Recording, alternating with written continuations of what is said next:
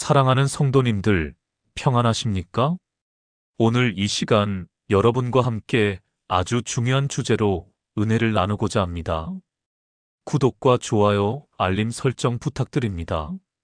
혹시 이런 생각 해보신 적 있으십니까? 교회는 열심히 다니는데 삶은 변하지 않는 것 같다. 성경 말씀은 많이 아는데 실제로 적용하기는 어렵다. 기도는 하는데 행동으로 옮기지 못한다. 믿음의 가족들이여, 이것이 바로 오늘날 많은 그리스도인들이 겪고 있는 영적 위기입니다. 우리는 말씀을 듣고 찬양하고 기도합니다. 하지만 정작 우리의 삶에서 그 믿음이 어떻게 나타나고 있습니까? 우리의 행동과 말과 삶의 태도에서 예수 그리스도의 향기가 나고 있습니까? 오늘 우리가 함께 살펴볼 야고보서는 바로 이 질문에 대한 하나님의 답변입니다. 야고보는 예수님의 동생이었습니다. 그는 처음에는 예수님을 믿지 않았습니다. 하지만 부활하신 예수님을 만난 후 그의 삶은 완전히 변화되었습니다. 그리고 그는 예루살렘 교회의 지도자가 되어 초대 교회 성도들에게 가장 실제적이고 구체적인 신앙의 가르침을 전했습니다. 야고보서는 신약 성경 중에서 가장 실천적인 책입니다. 이 책은 우리에게 묻습니다. 당신의 믿음은 진짜입니까? 당신의 신앙은 살아있습니까? 당신의 고백과 당신의 삶이 일치합니까? 사랑하는 성도님들, 오늘 이 시간을 통해 우리는 4가지 중요한 진리를 발견하게 될 것입니다. 첫째, 진정한 믿음은 반드시 행함으로 나타난다는 것입니다. 둘째, 시험과 연단은 우리의 믿음을 온전하게 만드는 하나님의 도구라는 것입니다. 셋째, 우리의 혀를 다스리는 것이 영적 성숙의 핵심이라는 것입니다. 넷째, 가난하고 소외된 이웃을 돌보는 것이 하나님 앞에서 정결한 경건이라는 것입니다. 이 4가지 진리는 단순한 종교적 가르침이 아닙니다. 이것은 우리의 삶을 완전히 변화시킬 수 있는 하나님의 능력입니다. 그렇다면 이제 함께 야고보서의 깊은 우물로 들어가 보시겠습니까? 준비되셨습니까? 그럼 시작하겠습니다. 첫 번째로, 진정한 믿음은 반드시 행함으로 나타난다는 진리를 살펴보겠습니다.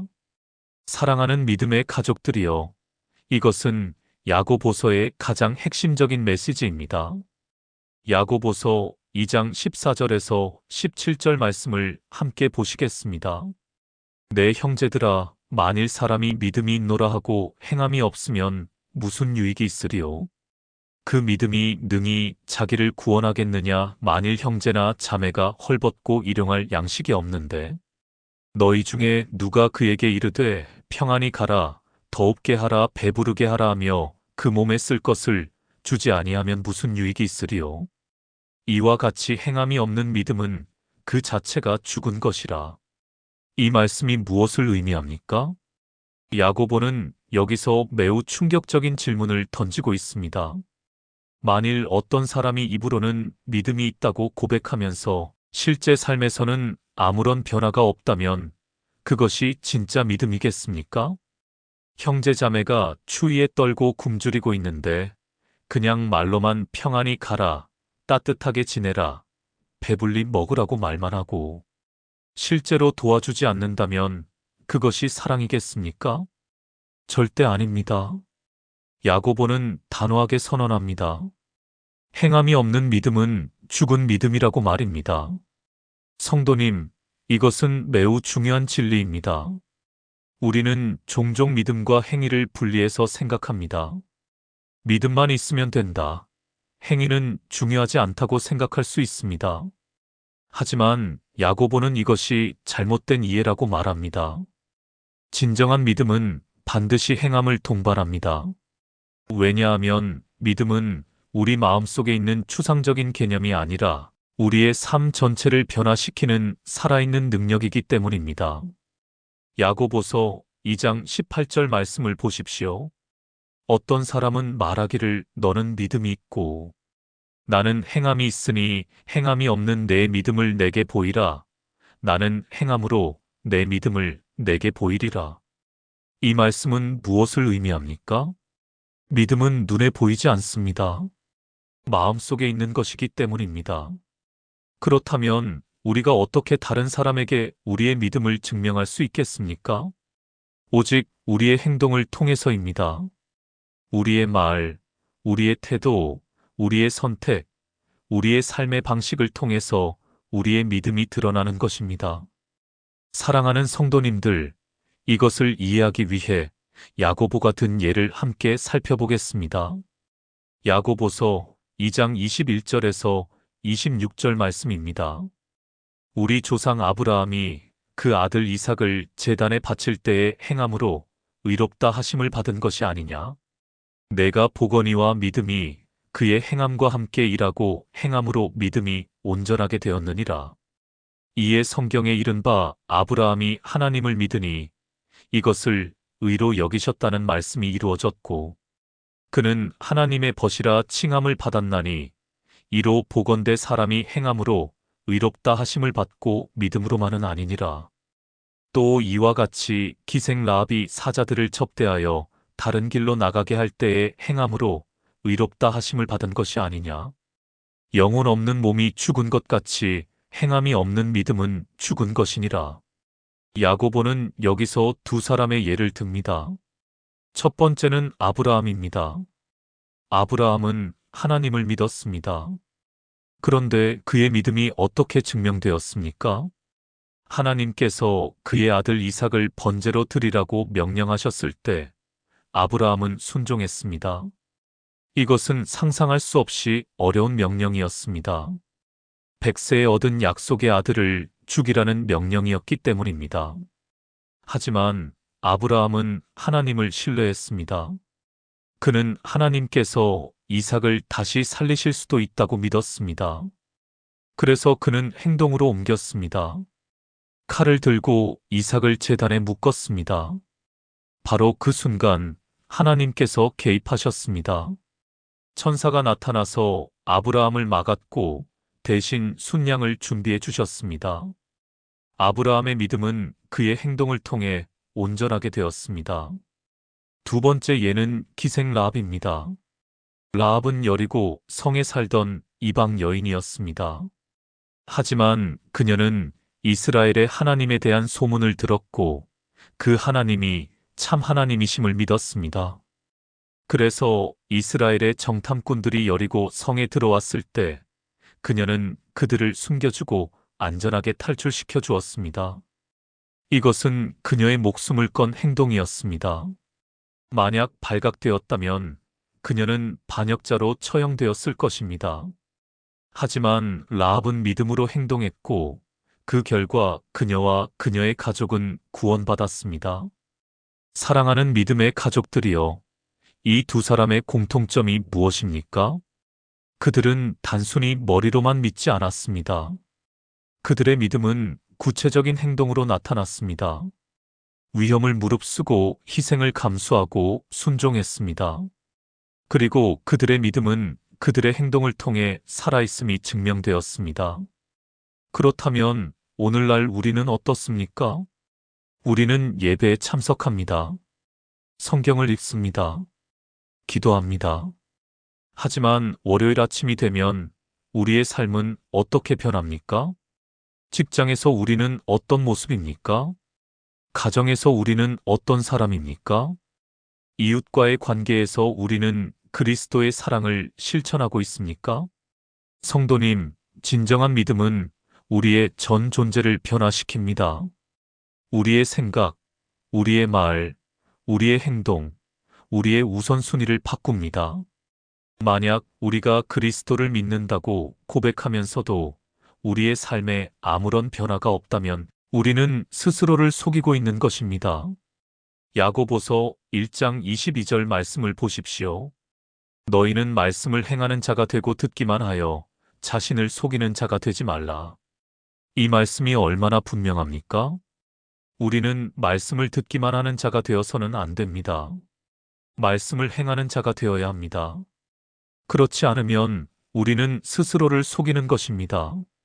사랑하는 성도님들, 구체적인 예를 하나 들어보겠습니다.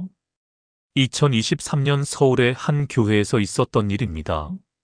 그 교회에는 김 집사님이라는 분이 계셨습니다. 김 집사님은 교회에 아주 열심히 나오셨습니다. 새벽 기도도 빠지지 않고 주일 예배는 물론이고 수요 예배, 금요 기도회까지 모두 참석하셨습니다. 성경 공부반에서도 항상 모범을 보이셨고 말씀을 많이 아는 분으로 인정받으셨습니다. 그런데 어느 날 교회 근처에 사시는 독거노인 한 분이 갑자기 쓰러지셨습니다. 목사님께서 교인들에게 이 소식을 전하고 교대로 병원에 가서 간병을 도와달라고 부탁하셨습니다. 많은 교인들이 자원했습니다. 하지만 김 집사님은 이렇게 말씀하셨습니다. 목사님, 저는 기도로 돕겠습니다. 저는 몸이 약해서 병원에 가기 어렵습니다. 대신 매일 그분을 위해 기도하겠습니다. 그런데 놀라운 일이 일어났습니다. 교회의 젊은 청년 한 명이 매일 저녁 병원에 갔습니다. 그 청년은 말이 별로 없고 교회 활동도 그렇게 활발하지 않은 사람이었습니다. 그는 노인의 손을 잡고 말씀을 읽어드리고 식사를 도와드리고 씻기를 도왔습니다. 2주가 지나고 노인이 회복되어 퇴원하게 되었습니다. 노인은 목사님께 이렇게 말씀하셨습니다. 목사님, 그 청년이 예수님이었습니다. 저는 그 청년을 통해 예수님의 사랑을 만났습니다.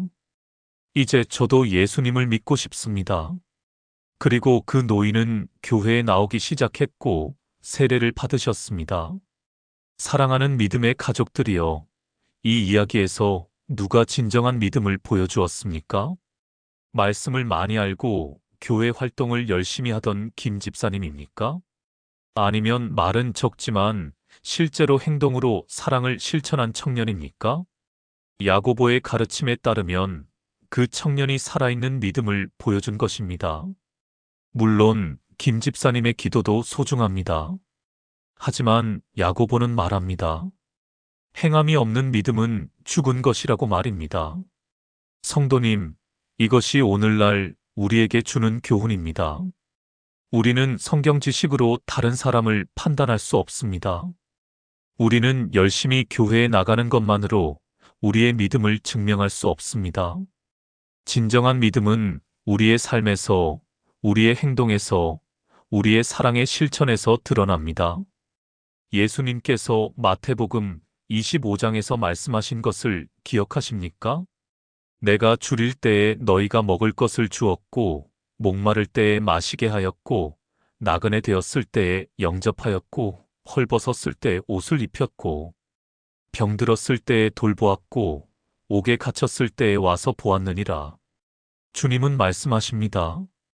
지극히 작은 자 하나에게 한 것이 곧 나에게 한 것이라고 말입니다. 사랑하는 성도님들, 우리의 믿음을 점검해 보실 때가 되었습니다. 우리는 정말로 예수 그리스도를 믿습니까?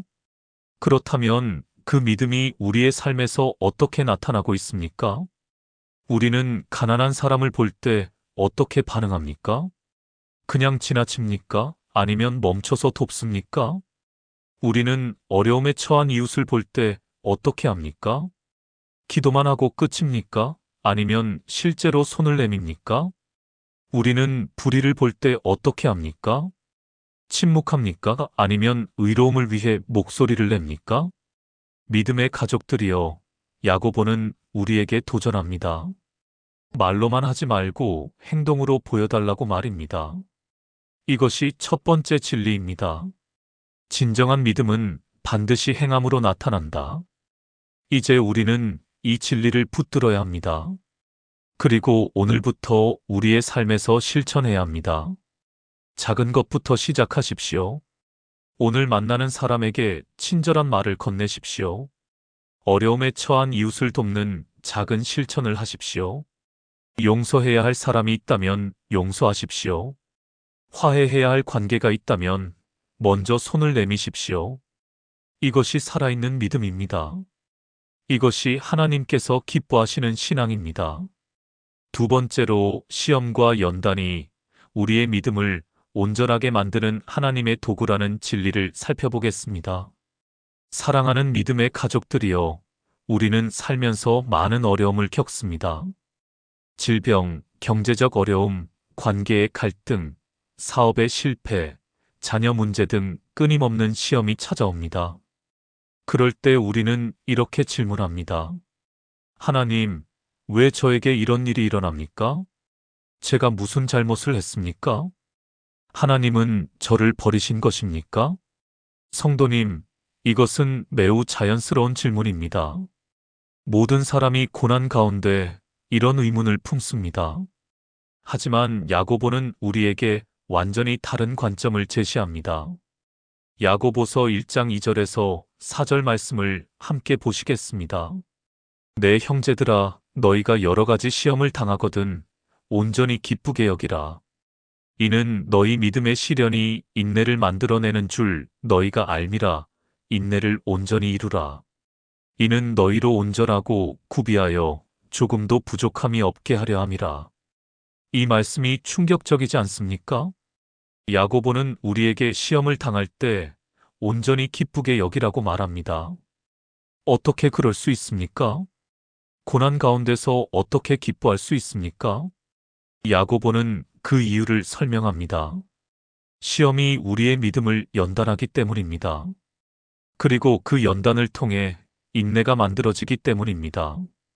그리고 인내가 온전히 이루어지면 우리가 온전하고 구비하여 조금도 부족함이 없게 되기 때문입니다. 사랑하는 성도님들, 이것을 이해하기 위해 우리는 시험과 연단의 차이를 알아야 합니다. 시험은 우리를 넘어뜨리려는 것입니다. 마귀는 시험을 통해 우리의 믿음을 무너뜨리려고 합니다. 하지만 하나님은 그 시험을 연단으로 바꾸십니다. 연단은 정죄하는 과정입니다. 금을 불로 녹이면 불순물이 제거되고 순금만 남습니다. 마찬가지로 하나님은 시험을 통해 우리 안에 있는 불순물을 제거하시고 우리의 믿음을 순수하게 만드십니다.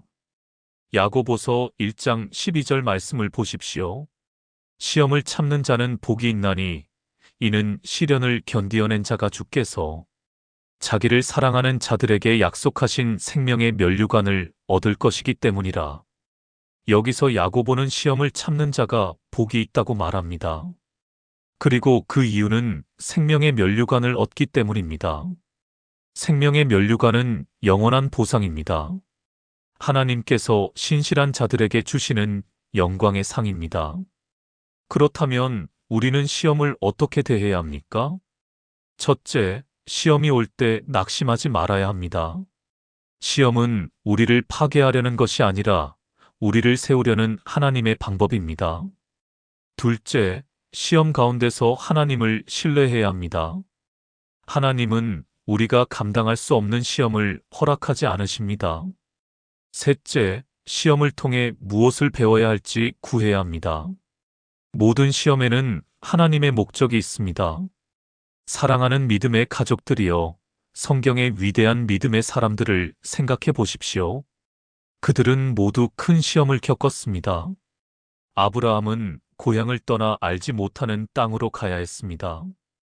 요셉은 형들에게 팔려 애굽에서 노예가 되었고 억울하게 감옥에 갇혔습니다. 모세는 광야에서 40년을 보내야 했고 백성들의 원망을 견뎌야 했습니다. 다윗은 사울 왕에게 쫓기며 도망다니는 삶을 살았습니다. 욥은 하루아침에 모든 것을 잃었습니다. 하지만 이들은 모두 시험을 통과했고 그들의 믿음은 더욱 강해졌습니다. 그리고 하나님은 그들을 통해 위대한 일을 이루셨습니다. 특별히 욥의 이야기를 살펴보겠습니다. 욥기 1장을 보면 욥은 의로운 사람이었습니다. 하나님께서도 욥을 의인이라고 인정하셨습니다. 그런데 사탄이 욥을 시험하겠다고 나섰습니다. 사탄은 욥이 하나님을 섬기는 이유가 하나님께서 복을 주시기 때문이라고 주장했습니다. 그래서 하나님께서 욥에게 시험을 허락하셨습니다. 하루아침에 욥은 모든 것을 잃었습니다. 재산을 잃고 자녀들을 잃고 건강을 잃었습니다. 친구들은 그를 정죄했고 아내는 하나님을 저주하고 죽으라고 말했습니다. 욥은 절망의 끝에 섰습니다.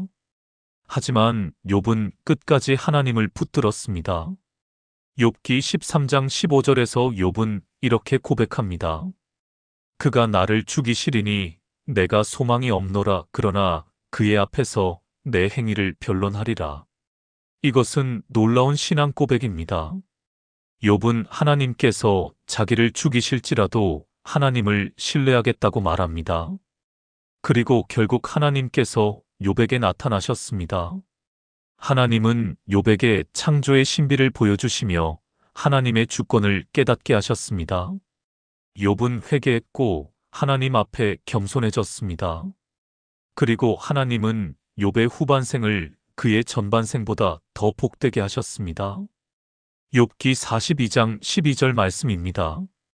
여호와께서 욥의 말년에 욥에게 처음보다 더 복을 주시니. 사랑하는 성도님들, 욥의 이야기는 우리에게 무엇을 가르쳐 줍니까? 시험은 우리를 파괴하려는 것이 아니라 우리를 정죄하려는 하나님의 방법이라는 것입니다. 시험을 통과하면 우리의 믿음은 더욱 견고해집니다. 그리고 하나님께서 우리를 더 큰 축복으로 인도하십니다. 야고보서 1장 13절에서 15절 말씀도 중요합니다.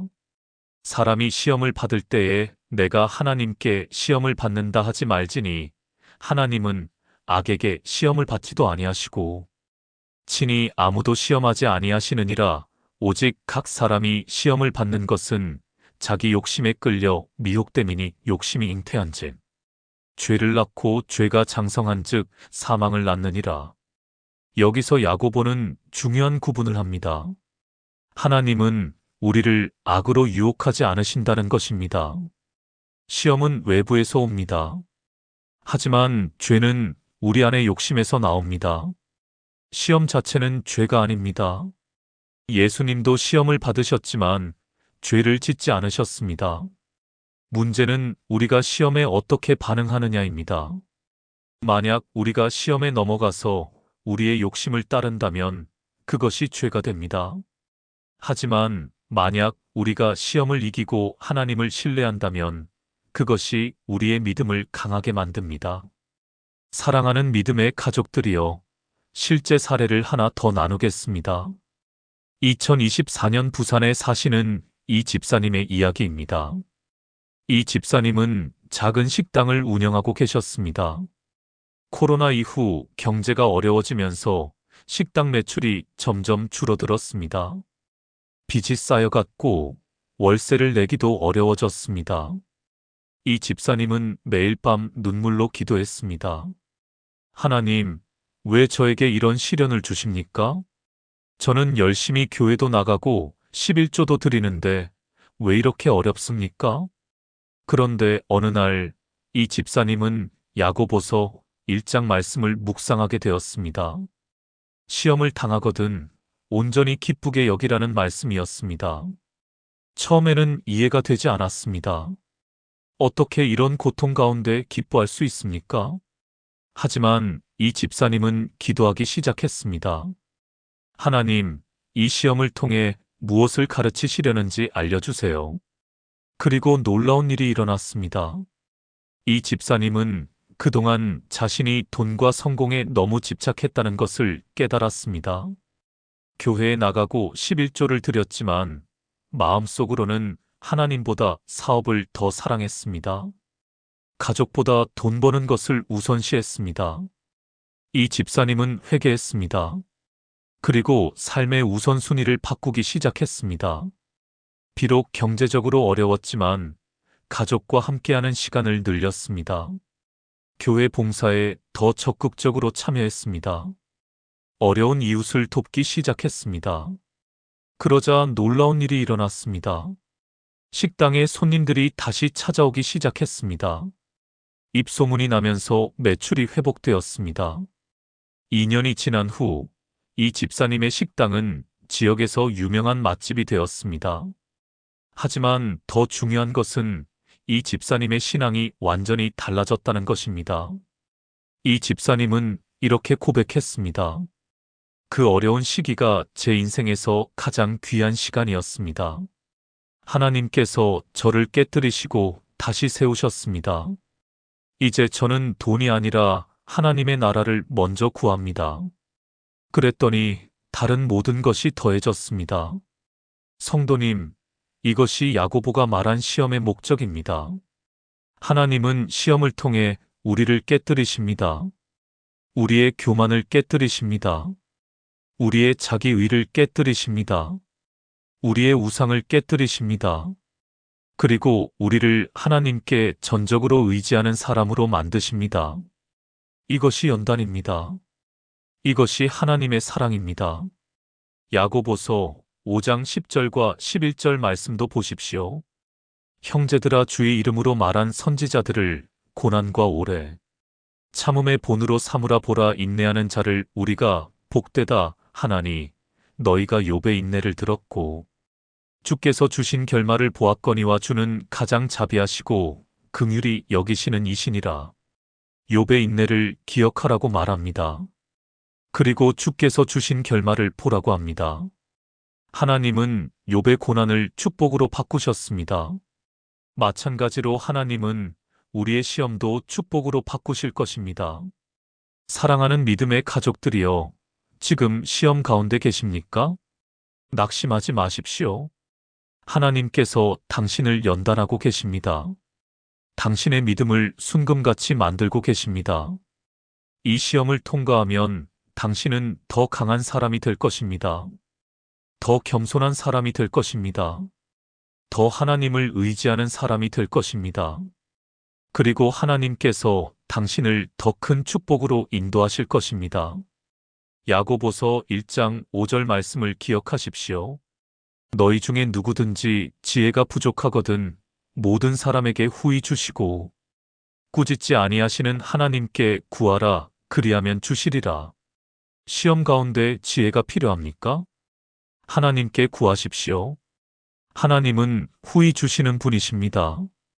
하나님은 당신을 꾸짖지 않으십니다. 하나님은 당신을 사랑하시고 당신을 도우실 것입니다. 이것이 두 번째 진리입니다. 시험과 연단은 우리의 믿음을 온전하게 만드는 하나님의 도구이다. 세 번째로, 우리의 혀를 다스리는 것이 영적 성숙의 핵심이라는 진리를 살펴보겠습니다. 사랑하는 성도님들, 야고보서 3장은 혀의 능력에 대해 가르칩니다. 야고보서 3장 1절에서 12절 말씀을 함께 보시겠습니다. 내 형제들아, 너희는 선생된 자가 많지 말라. 우리 선생된 자들이 더 큰 심판을 받을 줄 너희가 알거니와 우리가 다 실수가 많으니 만일 말에 실수가 없는 자라면 곧 온전한 사람이라 능히 온 몸도 굴레 씌우리라. 우리가 말들의 입에 재갈 물리는 것은 우리에게 순종하게 하려고 그 온 몸을 제어하는 것이라. 또 배를 보라.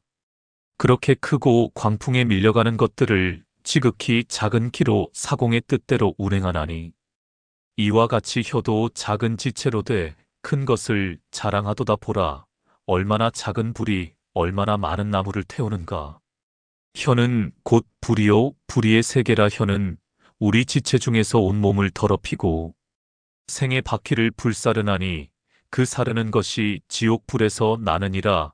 여러 종류의 짐승과 새와 벌레와 바다의 생물은 다 사람이 길들일 수 있고 길들여 왔거니와 혀는 능히 길들릴 사람이 없나니 쉬지 아니하는 악이요 죽이는 독이 가득한 것이라. 이것으로 우리가 주 아버지를 찬송하고 또 이것으로 하나님의 형상대로 지음을 받은 사람을 저주하나니 한 입에서 찬송과 저주가 나오는도다. 내 형제들아, 이것이 마땅하지 아니하니라. 샘이 한 구멍으로 어찌 단물과 쓴물을 내겠느냐? 내 형제들아, 무화과 나무가 감람 열매를 맺겠느냐? 포도나무가 무화과를 맺겠느냐? 이와 같이 짠물은 단물을 내지 못하느니라. 이 말씀이 우리에게 무엇을 가르쳐 줍니까? 야고보는 혀가 비록 작은 지체이지만 엄청난 능력을 가지고 있다고 말합니다.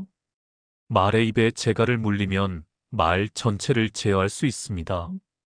배의 키는 작지만 큰 배의 방향을 결정합니다. 마찬가지로 혀는 작지만 우리 전체 삶의 방향을 결정합니다. 그런데 야고보는 혀가 불과 같다고 경고합니다. 작은 불이 큰 산을 태울 수 있듯이 혀의 잘못된 사용은 엄청난 파괴를 가져올 수 있습니다. 혀는 사람들을 상처 입히고 관계를 파괴하고 공동체를 무너뜨릴 수 있습니다. 야고보는 혀를 길들이는 것이 가장 어려운 일이라고 말합니다. 사람들은 짐승과 새와 물고기를 길들일 수 있지만 혀는 길들이기 어렵습니다. 왜냐하면 혀는 우리 마음과 연결되어 있기 때문입니다. 마태복음 12장 34절에서 예수님께서 말씀하셨습니다. 마음에 가득한 것을 입으로 말함이니라. 우리의 말은 우리 마음의 상태를 드러냅니다. 만약 우리 마음이 악으로 가득하다면 우리의 말도 악할 것입니다. 만약 우리 마음이 사랑과 은혜로 가득하다면 우리의 말도 그러할 것입니다. 사랑하는 믿음의 가족들이여, 야고보는 특별히 모순된 상황을 지적합니다. 우리가 같은 입으로 하나님을 찬송하고 동시에 사람을 저주한다는 것입니다. 주일에 교회에서 하나님을 찬양하고 기도하다가 교회 밖에 나가면 다른 사람을 비판하고 험담합니다.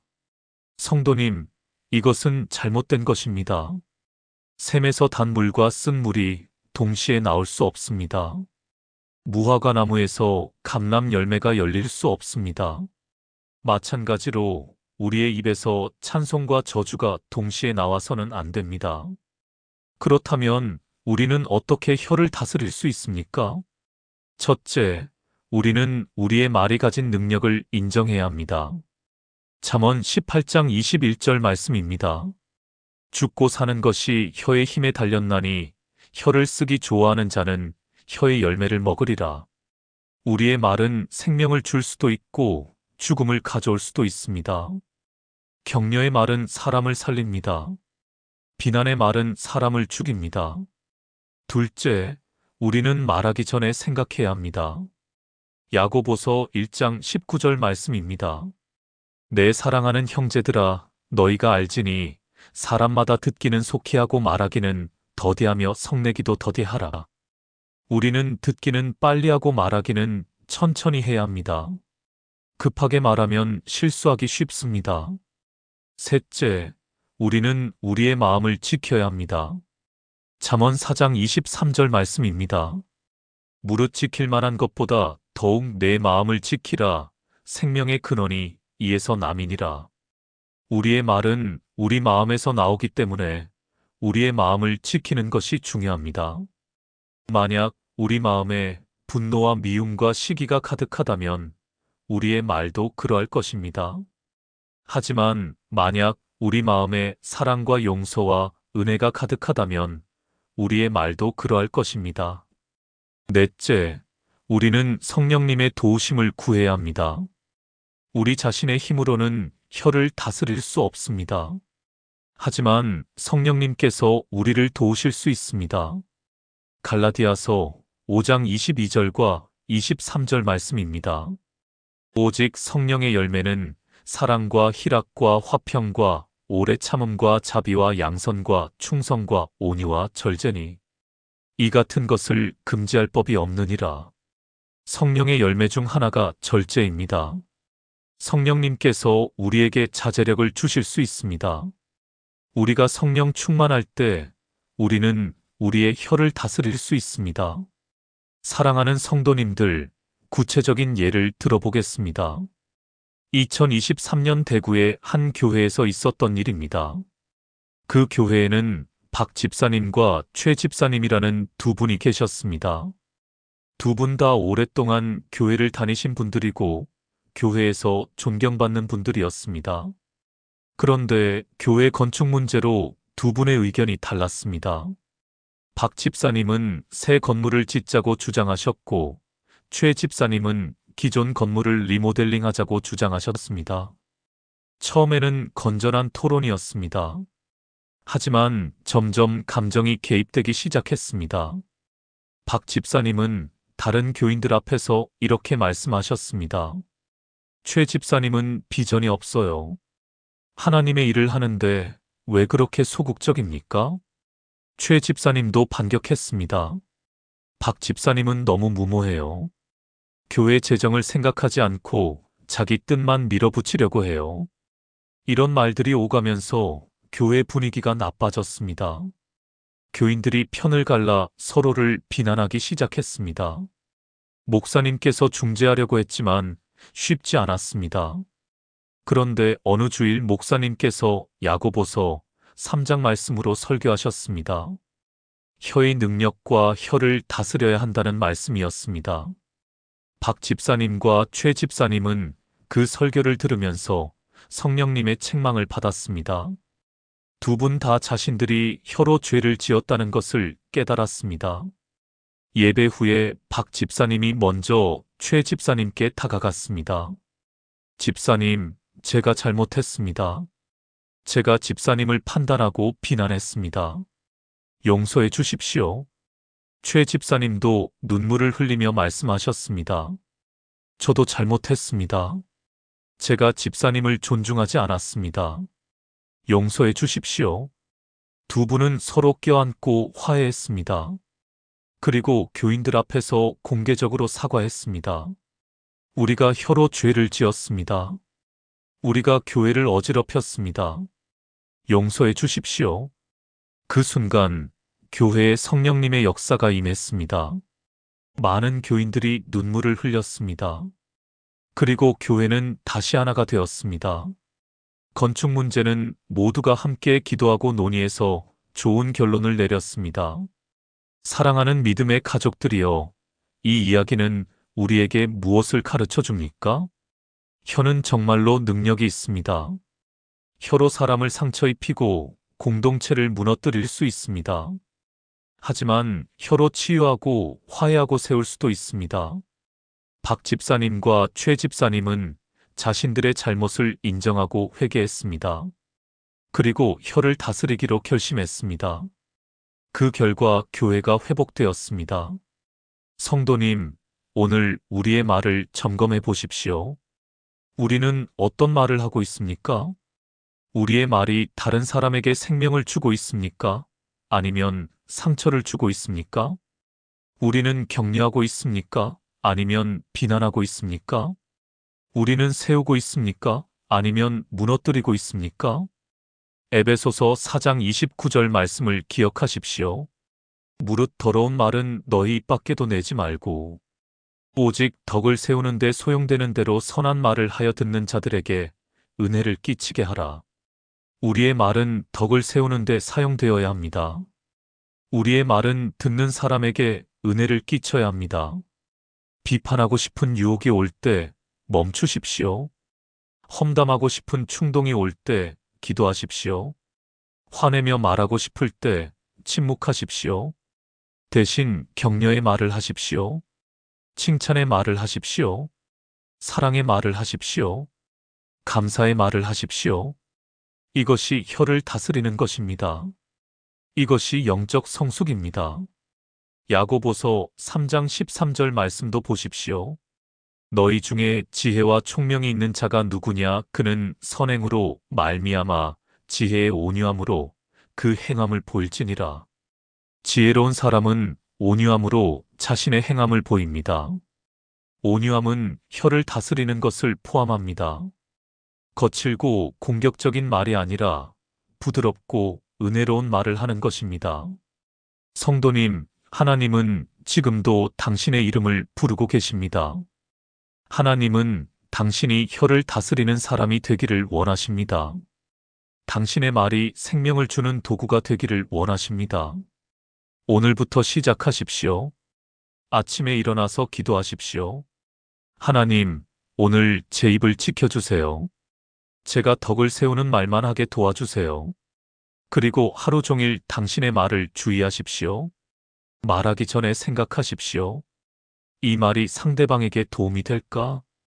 이 말이 하나님을 기쁘시게 할까? 만약 그렇지 않다면 말하지 마십시오. 대신 침묵하거나 더 좋은 말을 찾으십시오. 이것이 세 번째 진리입니다.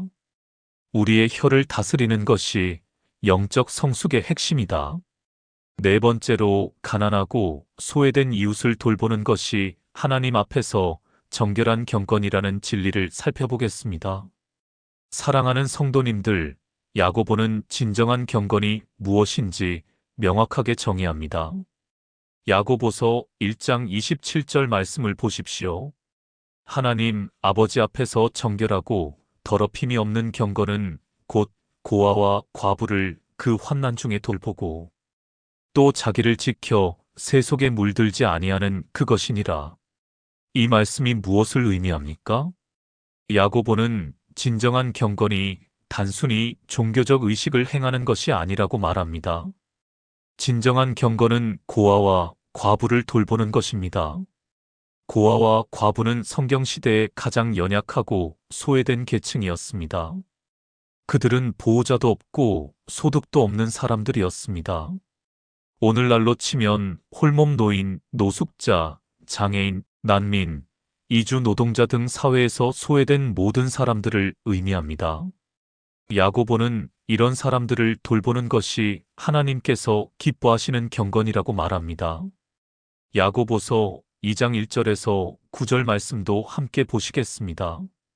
내 형제들아, 영광의 주 곧 우리 주 예수 그리스도에 대한 믿음을 너희가 가졌으니 사람을 차별하여 대하지 말라. 만일 너희 회당에 금 가락지를 끼고 아름다운 옷을 입은 사람이 들어오고 또 남루한 옷을 입은 가난한 사람이 들어올 때에 너희가 아름다운 옷을 입은 자를 눈여겨보고 말하되 여기 좋은 자리에 앉으소서 하고 또 가난한 자에게 말하되 너는 거기 서 있든지 내 발등상 아래에 앉으라 하면 너희끼리 서로 차별하며 악한 생각으로 판단하는 자가 되는 것이 아니냐? 내 사랑하는 형제들아 들을지어다. 하나님이 세상에서 가난한 자를 택하사 믿음에 부요하게 하시고 또 자기를 사랑하는 자들에게 약속하신 나라를 상속으로 받게 하지 아니하셨느냐? 너희는 도리어 가난한 자를 업신여겼도다.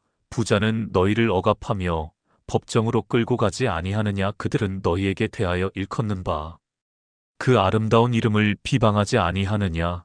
너희가 만일 성경에 기록된 대로 내 이웃 사랑하기를 내 자신과 같이 하라 하신 최고의 법을 지키면 잘하는 것이거니와 만일 너희가 사람을 차별하여 대하면 죄를 짓는 것이니 율법이 너희를 범법자로 정죄하리라. 야고보는 여기서 매우 구체적인 상황을 제시합니다. 교회에 두 사람이 들어옵니다.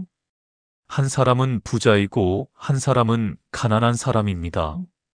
만약 우리가 부자에게는 좋은 자리를 권하고 가난한 사람에게는 서 있거나 구석에 앉으라고 한다면 우리는 사람을 차별하는 것입니다.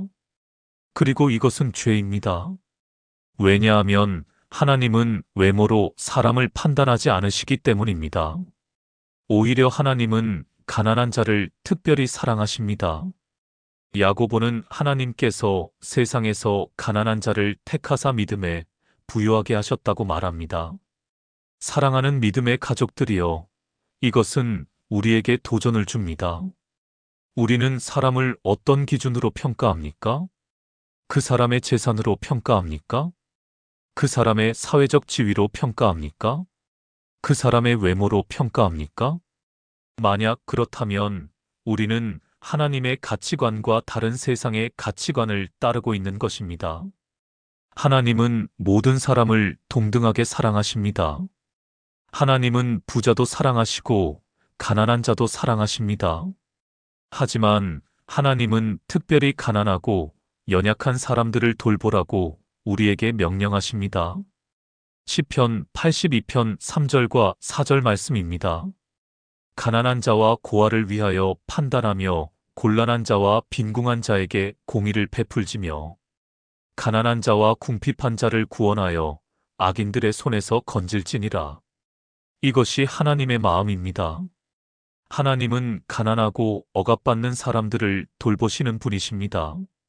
그리고 하나님은 우리도 그렇게 하기를 원하십니다. 예수님께서도 이것을 가르치셨습니다. 마태복음 25장 34절에서 40절 말씀입니다. 그때에 임금이 그 오른편에 있는 자들에게 이르시되 내 아버지께 복받을 자들이야 나와 창세로부터 너희를 위하여 예비된 나라를 상속받으라. 내가 줄일 때에 너희가 먹을 것을 주었고 목마를 때에 마시게 하였고 나그네 되었을 때에 영접하였고 헐벗었을 때에 옷을 입혔고 병들었을 때에 돌보았고 옥에 갇혔을 때에 와서 보았느니라.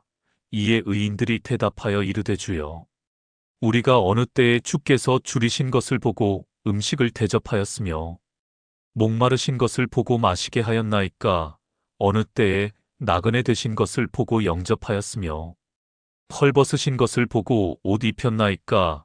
어느 때에 병드신 것이나 옥에 갇히신 것을 보고 가서 배웠나이까 하리니 임금이 대답하여 이르시되 내가 진실로 너희에게 이르노니 너희가 여기 내 형제 중에 지극히 작은 자 하나에게 한 것이 곧 내게 한 것이니라 하시고 예수님은 말씀하십니다.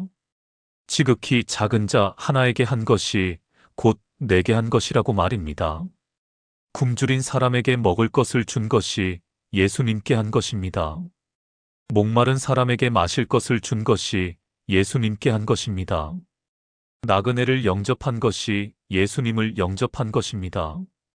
헐벗은 사람에게 옷을 입힌 것이 예수님께 입힌 것입니다.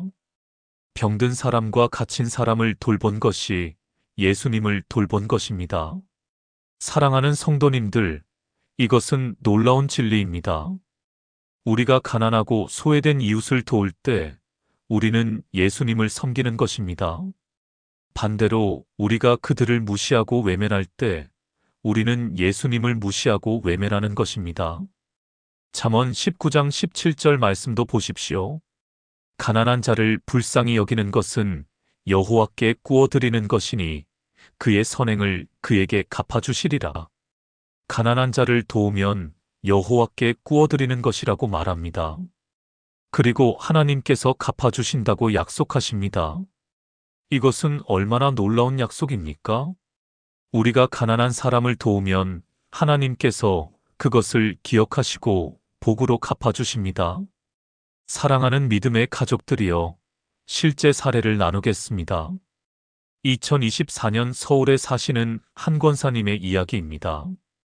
이 권사님은 작은 슈퍼마켓을 운영하고 계셨습니다. 가게 근처에 노숙자 몇 분이 계셨습니다. 많은 상인들이 노숙자들을 싫어했습니다. 지저분하고 손님들이 불편해한다는 이유였습니다. 하지만 이 권사님은 달랐습니다. 이 권사님은 매일 아침 노숙자들에게 빵과 우유를 나눠주셨습니다. 추운 겨울에는 따뜻한 국을 끓여서 드렸습니다. 가게에서 팔다 남은 도시락도 버리지 않고 노숙자들에게 주셨습니다. 다른 상인들이 이상하게 생각했습니다. 왜 저렇게 노숙자들에게 잘해주나요? 가게 이미지만 나빠질 텐데. 하지만 이 권사님은 계속하셨습니다. 왜냐하면 이 권사님은 그들 안에서 예수님을 보았기 때문입니다. 그리고 놀라운 일이 일어났습니다. 어느 날 한 노숙자가 술을 끊고 새로운 삶을 시작했습니다. 그는 이렇게 말했습니다. 권사님, 권사님의 사랑 때문에 제가 변했습니다. 권사님은 저를 사람 취급해 주셨습니다. 저도 다시 사람답게 살고 싶습니다. 그 노숙자는 일자리를 구했고 자활의 길을 걸었습니다. 그리고 교회에 나오기 시작했고 1년 후 세례를 받았습니다. 또 다른 노숙자도 변화했습니다. 그리고 또 다른 사람도 변화했습니다. 3년이 지난 후 그 지역의 노숙자 10명 중 7명이 자활에 성공했습니다. 그들은 모두 한 권사님의 사랑 때문이라고 말했습니다. 그리고 놀라운 일이 일어났습니다. 이 이야기가 지역 신문에 실렸고 TV 뉴스에도 보도되었습니다. 많은 사람들이 이 권사님의 가게를 찾아왔습니다. 가게 매출이 크게 올랐습니다. 하지만 더 중요한 것은 영혼들이 구원받았다는 것입니다. 이 권사님은 이렇게 고백했습니다. 저는 특별한 것을 한 것이 아닙니다. 그저 야고보서 말씀대로 살려고 노력했을 뿐입니다. 고아와 과부를 돌보라는 말씀, 가난한 사람을 차별하지 말라는 말씀을 실천했을 뿐입니다. 그랬더니 하나님께서 놀라운 일을 행하셨습니다. 성도님, 이것이 야고보가 말한 정결한 경건입니다. 단순히 교회에 나가고 예배드리는 것만이 경건이 아닙니다. 진정한 경건은 가난하고 소외된 이웃을 돌보는 것입니다. 그들에게 실제적인 도움을 주는 것입니다. 그들을 차별하지 않고 존중하는 것입니다. 야고보서 2장 15절과 16절 말씀을 다시 한번 보십시오. 만일 형제나 자매가 헐벗고 일용할 양식이 없는데 너희 중에 누가 그에게 이르되 평안히 가라, 더웁게 하라, 배부르게 하라 하며 그 몸에 쓸 것을 주지 아니하면 무슨 유익이 있으리요? 말로만 평안히 가라, 따뜻하게 지내라고 하고 실제로 도와주지 않는다면 그것은 아무 소용이 없습니다. 우리는 실제로 행동해야 합니다. 배고픈 사람에게 음식을 주어야 합니다. 추위에 떠는 사람에게 옷을 입혀야 합니다. 집 없는 사람에게 잠잘 곳을 제공해야 합니다. 외로운 사람에게 친구가 되어 주어야 합니다. 사랑하는 믿음의 가족들이여, 그렇다면 우리는 구체적으로 무엇을 할 수 있습니까? 첫째, 우리 주변의 어려운 이웃을 살펴보십시오. 교회에 혼자 사시는 노인들이 계십니까? 전화 한 통화, 방문 한 번이 그들에게 큰 위로가 됩니다. 둘째, 교회의 구제 사역에 참여하십시오. 많은 교회들이 지역의 가난한 사람들을 돕는 프로그램을 운영합니다. 무료 급식소, 의료 봉사, 생활용품 지원 등 다양한 사역이 있습니다. 이런 사역에 자원봉사자로 참여하십시오. 셋째, 정기적으로 구제헌금을 드리십시오. 11조와 감사헌금도 중요하지만 구제헌금도 하나님께서 기뻐하시는 헌금입니다. 넷째, 공정무역 제품을 구매하십시오.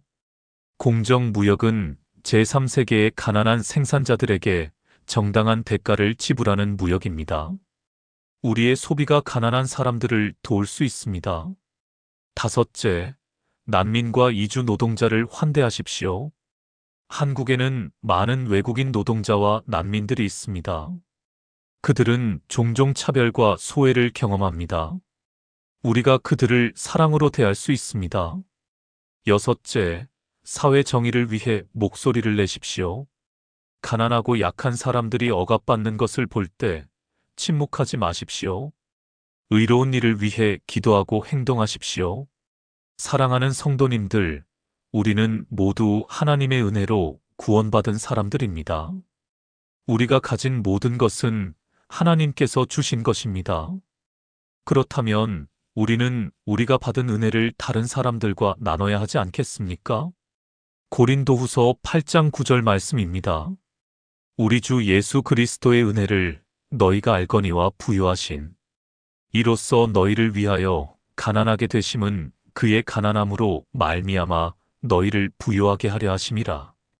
예수님은 부요하셨지만 우리를 위해 가난하게 되셨습니다. 그분은 천국의 영광을 버리고 이 땅에 오셔서 가난한 목수의 아들로 사셨습니다. 그분은 십자가에서 죽으시기까지 자신을 낮추셨습니다. 왜 그러셨습니까? 우리를 부요하게 하시기 위해서입니다. 우리를 구원하시기 위해서입니다. 사랑하는 믿음의 가족들이여, 예수님께서 우리를 위해 그렇게 하셨다면 우리도 다른 사람들을 위해 희생할 수 있지 않겠습니까? 우리가 가진 것을 나눌 수 있지 않겠습니까? 우리의 시간과 재능과 재물을 가난한 이웃을 위해 사용할 수 있지 않겠습니까? 이것이 네 번째 진리입니다. 가난하고 소외된 이웃을 돌보는 것이 하나님 앞에서 정결한 경건이다. 사랑하는 성도님들, 이제 우리가 함께 나눈 네 가지 진리를 정리하겠습니다. 첫째, 진정한 믿음은 반드시 행함으로 나타납니다. 우리는 말씀을 듣기만 하는 자가 아니라 말씀을 행하는 자가 되어야 합니다. 행함이 없는 믿음은 죽은 믿음입니다. 우리의 삶에서 우리의 믿음을 증명해야 합니다. 둘째, 시험과 연단은 우리의 믿음을 온전하게 만드는 하나님의 도구입니다. 시험이 올 때 낙심하지 말고 하나님을 신뢰해야 합니다. 하나님은 시험을 통해 우리를 정죄하시고 우리의 믿음을 강하게 만드십니다. 인내를 가지고 시험을 이겨내면 생명의 면류관을 받게 될 것입니다. 셋째, 우리의 혀를 다스리는 것이 영적 성숙의 핵심입니다. 혀는 작지만 큰 능력을 가지고 있습니다. 혀로 사람을 살리기도 하고 죽이기도 합니다. 우리는 혀를 다스려서 덕을 세우는 말만 해야 합니다. 비판과 험담과 거짓말을 피하고 격려와 칭찬과 진실의 말을 해야 합니다. 넷째, 가난하고 소외된 이웃을 돌보는 것이 하나님 앞에서 정결한 경건입니다. 진정한 경건은 종교적 의식을 행하는 것이 아니라 실제로 가난한 사람들을 돕는 것입니다. 우리는 사람을 차별하지 말고 모든 사람을 하나님의 형상으로 존중해야 합니다. 지극히 작은 자에게 한 것이 곧 예수님께 한 것입니다. 사랑하는 믿음의 가족들이여, 이 네 가지 진리는 단순한 가르침이 아닙니다. 이것은 우리의 삶을 변화시킬 수 있는 능력입니다. 만약 우리가 이 진리들을 우리의 삶에 적용한다면 우리는 온전한 그리스도인이 될 것입니다. 우리의 믿음이 살아있음이 증명될 것입니다. 우리의 교회가 세상의 빛과 소금이 될 것입니다. 그리고 많은 사람들이 우리를 통해 예수님을 만나게 될 것입니다. 성도님, 오늘 이 말씀을 들으시고 어떻게 하시겠습니까? 그냥 듣고 끝내시겠습니까? 아니면 실천하시겠습니까?